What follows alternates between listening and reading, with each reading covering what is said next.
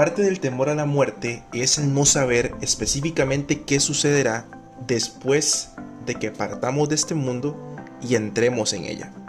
Mucha gente dice que teme a morir por perder a sus familiares, por apartarse de ellos o simple y sencillamente por dejar a alguien solo que depende plenamente de nosotros. La realidad de todo esto es que en el ser humano hay una necesidad intrínseca, intangible, implícita, que nos permite o nos da el chance de poder averiguar o de poder pensar qué podría pasar. Y creo personalmente que parte del temor a la muerte es el no saber qué sucederá después de que partamos de esta vida. ¿Qué hay en ese camino, en medio de la vida y de la muerte? ¿Realmente es como algunas culturas piensan que hay reencarnación? ¿Realmente es como el cristianismo enseña que hay una eternidad? ¿O simple y sencillamente es un nuevo ciclo que empieza y tal vez una oportunidad nueva de rehacer nuestras metas, de rehacer nuestros proyectos, de recomenzar? Como respuesta a todo esto, existe una doctrina que la teología ha tratado de explicar y que la Biblia nos enseña ampliamente y se llama la doctrina de la salvación. Hoy vamos a conversar, mi nombre es Willy Ballestero, es un placer estar con ustedes y soy el director del programa Metanoia. Y hoy vamos a conversar acerca de esta doctrina que nos permite conocer un poquito de las respuestas a la pregunta que planteé en el principio, a la situación que planteé en el principio. ¿Qué es la doctrina de la salvación? Básicamente es una herramienta teológica que nos trata de explicar de una manera muy práctica cómo puede el hombre salvar de la condenación eterna su alma. ¿Qué se debe hacer? ¿Cómo debe procederse? ¿Por qué es que hay una condenación eterna y por qué tengo que escapar de ella? ¿Quién gesta esa condenación y quién gesta la salvación? ¿De quién depende que yo pueda ser salvo y de quién depende que yo pueda ser condenado? Todas estas preguntas trataré de comentarlas y de responderlas en este pequeño podcast, así que quédese conmigo hasta el final y es un placer que esté por acá. Primeramente hay que decir que el autor intelectual de la doctrina de la salvación como tal, o de la salvación per se, porque la salvación no es una doctrina, la doctrina es una forma de estudiarlo. El actor intelectual de esta maravillosa herramienta, de este maravilloso regalo, es Dios mismo. Dios mismo en la eternidad pasada planificó salvar a su creación más importante, salvar al ser humano. Ahora, ¿por qué era importante darle salvación al ser humano? Porque la misma Biblia dice que el ser humano está muerto en sus delitos y pecados. Resulta ser que desde Adán y Eva pagamos una condena que lamentablemente es generacional. Fuimos separados de la gloria de Dios por causa del pecado y no hay forma, no existe el mecanismo para podernos acercar a Él por nuestros propios medios. Incluso hace muchos años existió un rey sumamente poderoso que lo intentó. Y producto de ese intento, hoy tenemos la posibilidad de disfrutar de muchos idiomas. Cuando Nimrod trató de construir la Torre de Babel, dice la palabra que Dios se dio cuenta que el pueblo trataría o pensó en su corazón, planeó en su corazón llegar a él y que por alguna extraña razón el hombre se le ocurrió que podía llegar a Dios a como él quisiera y Dios tuvo que descender, confundió las lenguas y hasta el día de hoy los idiomas que conocemos los conocemos por ese suceso. Entonces Dios mismo, sabiendo que el ser humano no iba a ser capaz de salvarse a sí mismo, planificó un organigrama, hizo una estrategia bien mancomunada para que el ser humano pudiera ser salvo. Dios es el autor intelectual de la salvación.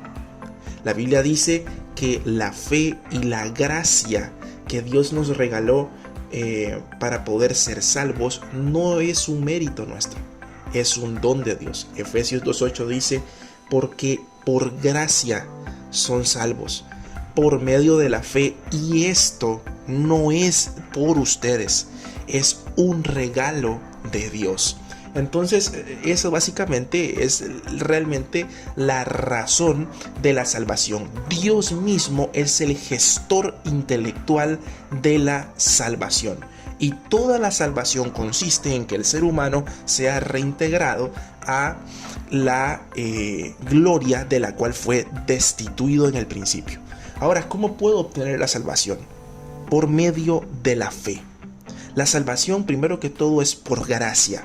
Como les dije, el ser humano está separado y esa separación genera una consecuencia. El pecado nunca trae buenos resultados. El hacer las cosas mal y desobedecer lo que la escritura manda nunca trae cosas buenas.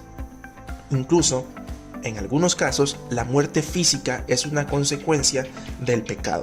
Hay que tener mucho cuidado con lo que se hace mal porque a veces solemos creer que todo está bajo nuestro control y en realidad son muy poquitas cosas las que como seres humanos realmente podemos controlar. ¿Cómo obtengo la salvación entonces? Como les dije, a través de la fe. Es la fe, esa certeza, esa convicción en mi corazón puesta en Cristo Jesús, la que me da la salvación del alma. Efesios 2:8, ya se los mencioné, dice: porque por gracia sois salvos a través de la fe. Otro texto dice: porque todo el que se acerca a Dios debe creer que le hay. Otro texto dice que Abraham creyó y le fue contado por justicia. Romanos enseña: porque ninguna condenación hay para los que están en Cristo Jesús. Otro texto de Romanos dice: justificados pues por la fe, tenemos paz para con Dios. O sea, es básicamente la fe puesta en Jesucristo la que activa el regalo de salvación. Ahora bien, es importante decir, es importante tal vez mencionar lo siguiente. Cristo como tal, Cristo Jesús, es enviado a la tierra como el medio de salvación. Era necesario que el ser humano pagara su deuda. Y en vista de que el ser humano pues se equivocó y lamentablemente dañó su perfección hasta donde se pueda decir, digamos, el propio ser humano no iba a poderse salvar a sí mismo.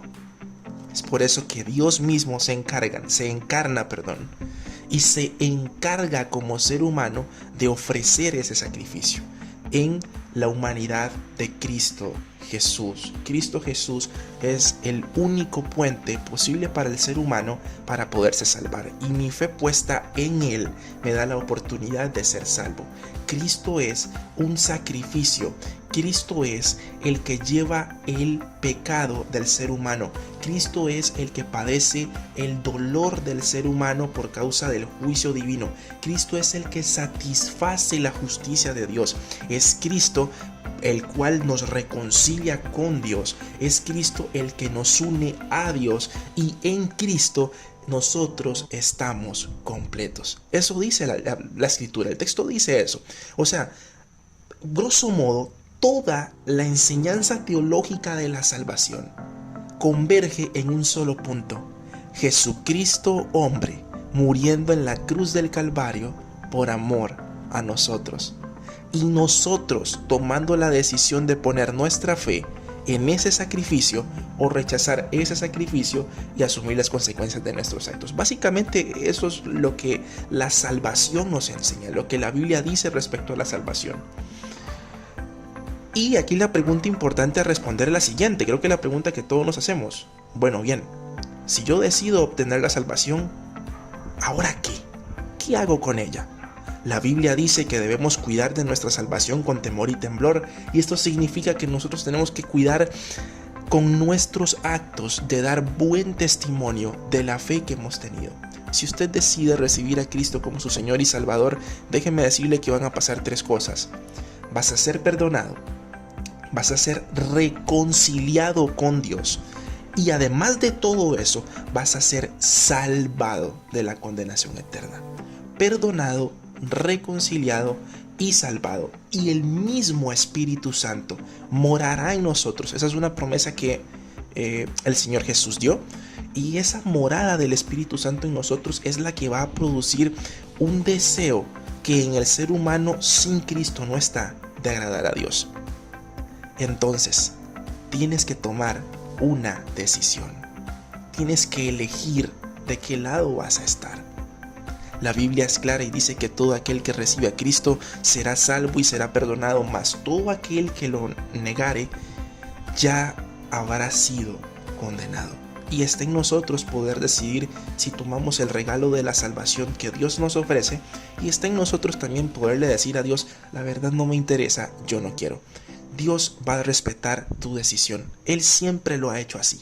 Solo déjame decirte que sea cual sea la decisión que tomes, vas a tener una recompensa gloriosa o vas a tener un terrible castigo eterno.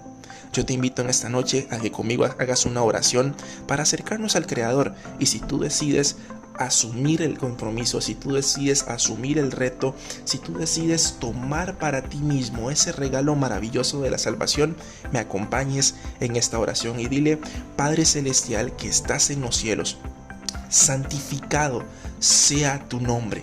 En esta hora yo me acerco a ti y te pido una única cosa.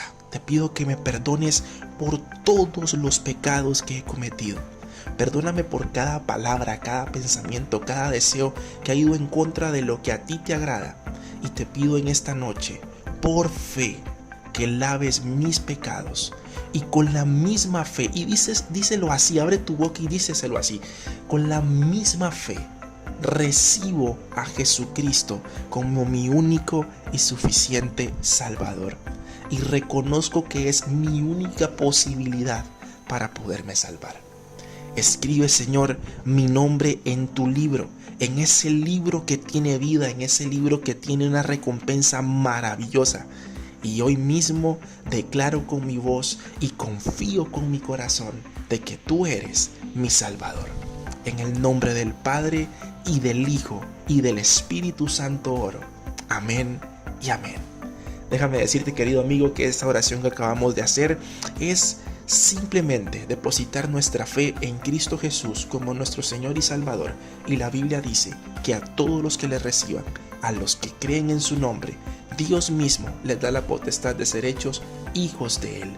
Y la Biblia también dice que aquel que tiene a Cristo como su Salvador tiene la vida eterna. Chao.